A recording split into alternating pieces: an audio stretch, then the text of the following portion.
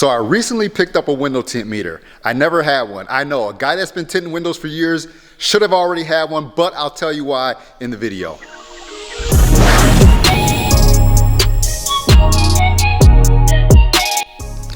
What is up, guys? Welcome back to the channel. It's Way from Fade to Black. Like I always say, thank you guys for subscribing to the channel, for leaving comments, and for supporting the channel. I greatly appreciate it. Like I said before, man, none of this works without you guys, so I greatly appreciate it. And I greatly appreciate people saying that they've learned from my videos or I've helped them out in some form, a certain way. Hey, that's what it's all about, man, helping others, and I enjoy doing that. But in this video, I'm gonna try to talk about a window tint meter. Now, of course, a window tint meter, you're gonna put it on your window. It's gonna tell you what percentage the film is on the vehicle. Now, I'm gonna tell you, I never really had one because I thought I'd just overcomplicate things and make it too technical. Some people out there will get a vehicle and they'll meter it and they'll try to go over to their shelf and grab a film that's gonna match up. Now, you can see behind me, I have films on my wall. I have another video about the films that I do carry. I'll leave a link to that right up here. I generally only carry a certain percentage. I try to have a general percentage that's gonna kind of reach from the 0 all the way up to the 5% range. I'm sorry, from the 0 to the 100% range, so I can cover the whole kind of spectrum. Now, I don't have certain percentages like 18, 15, and 45. I don't go that crazy and technical. I just try to carry broad tints, shades that will kind of reach for what most people want to do, right? So usually when I'm tinting a truck, I'm gonna put 20% on it. I always felt that 50% was kind of good for a windshield, but now I got a couple different shades to kind of give people a little more options. But when you're just going dark, you're generally gonna use like a 20 or a 5%. Now, the reason why I picked up a tint meter, obviously I should have already had one, but I'm getting a lot of people coming to me that want me to replace tint, or they want me to see the tint that's on the vehicle and see if I can get close to it. Now, generally, I just eyeball it. I'll tell them to bring the vehicle. I look at the vehicle and I can kind of generally tell what it is, but when I only have certain many shades, I'm gonna have to pick from a shade that's close anyways and go with it. Now, being if it's a vehicle that has tint installed on it years ago, maybe your dog scratches it, or maybe you get something where it rips or tears, and maybe that's not even my fault, but they bring the vehicle to me and they just want me to match up and just want me to fix that one door. So generally when I'm doing new installs for a new vehicle or a customer that has no tint on their vehicle, we're gonna pick from one of my shades and then we'll just go ahead and get it installed, and it's pretty good. But I have some people, like I had another customer of mine, I did their vehicles years ago, and they wanted me to match it up because they were kind of questioning. They said, this doesn't look like it's 20. I said, yeah, in the lighting, certain conditions and certain things like that, tint will look a different color. And if I had a tint meter, I could have put the meter on there, seen what it was, and I could have went from there and kind of had a better idea of what was on the vehicle. But now, a lot of things are different here. See, this is what I'm saying. It gets a little technical. Like Toyotas, their rear glass is gonna be lighter than, let's say, a GM glass. So you might wanna try to see what you got on there first before you match up something to the rear. Now, with a Toyota, sometimes I just do 35% on the front if they're not doing anything on the rear, and try to get it close like that. But like I said before, generally, like if I'm doing a GM vehicle or a Ford vehicle, I'm just gonna use like a 20% to match and call it a day. So I have plenty of videos on this Chrysler Pacifica, which is my personal vehicle. Now, on this vehicle, I used to have 20% on the front. I took 20% off and I put 5% on the front. I'll have a video on that soon.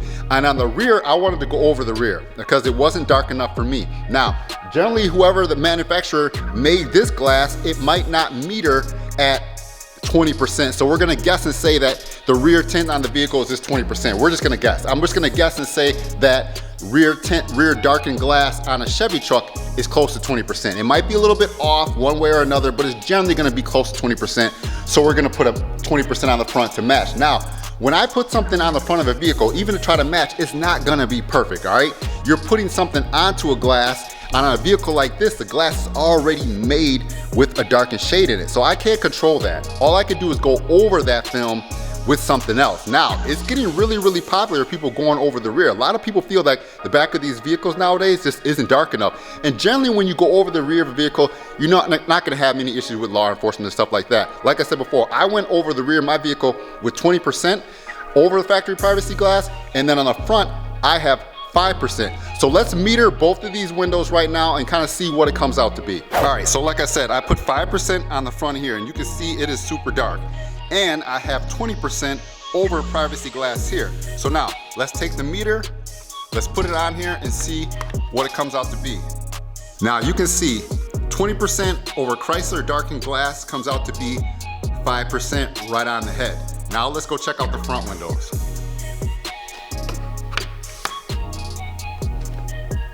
Now, this is 5% film over factory clear glass, and it's coming out to be 0.3%. So that means the front windows are actually reading darker than the rear glass with 20% over factory darkened glass. So the front is actually darker than the rear. Now, let's talk about that really quick for a minute. All right, so you see how this is getting technical. The rear right here with 20% over privacy is reading 5%. Now the front is reading 3%. So that means actually that the front windows are darker than the rear windows, right? So that's crazy. Now it's getting technical, now it's getting crazy. So you're really not gonna notice that from the naked eye because the front windshield is gonna be letting in light anyway. So if the front is a pinch darker than the rear, I don't think it's that big of a deal.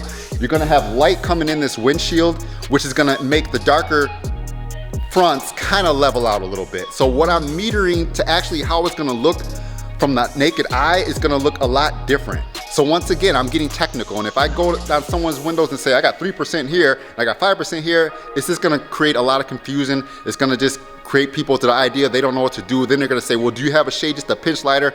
I don't, I go from 5 to 20. So once again, there's reasons why I never really cared a tint meter. It's probably good for me to have one. Like I said before, I'm a window tinter, I probably should have a meter. I have it in my bag of tools and stuff right now, but like I said, at the same time, it could make things a little more technical when I start metering everything. So I think it'll be really good to show people what their tint is. If they bring a vehicle in, they want me to match it because it got damaged, repaired, or something like that, or they just got the vehicle, they don't even know what's on it, I can meter it and get really close. But if I try to get vehicles in and people are wanting to meter and see what stuff is, and it's gonna get technical, it's gonna get a little crazy. So I just like to try to keep things simple. So that's really why I never carried a tint meter, but I know it's good to have. So hopefully this video can help you guys out a little bit. If you're wondering about tint shades and different things like that, there's a million different combinations. I could have put 50% over the rear, I could have put 35% over the rear. I could have put a lot of different shades over the rear. I chose to go with 20 because I wanted it darker, and then I did the 5%. Now, I have a video on the 5%, like I said before. I'm giving the 5% a chance. It is freaking dark. We'll see how it goes. But, you know, I wanted to try to do that and took the 20% off, and I removed it. And this vehicle has all ceramic on it. It is keeping it crazy cool in the 80-degree weather. I don't even have the air conditioner on as I'm going down the highway because the amount of heat that's entering the vehicle is getting cut back a lot with the ceramic film. So we'll talk about that in another video.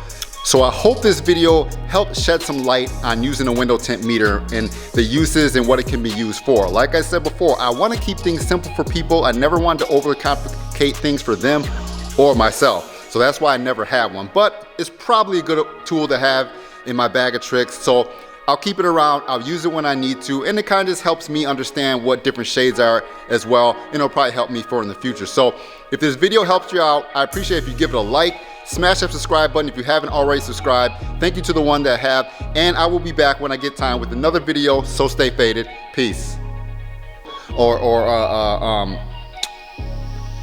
So I have,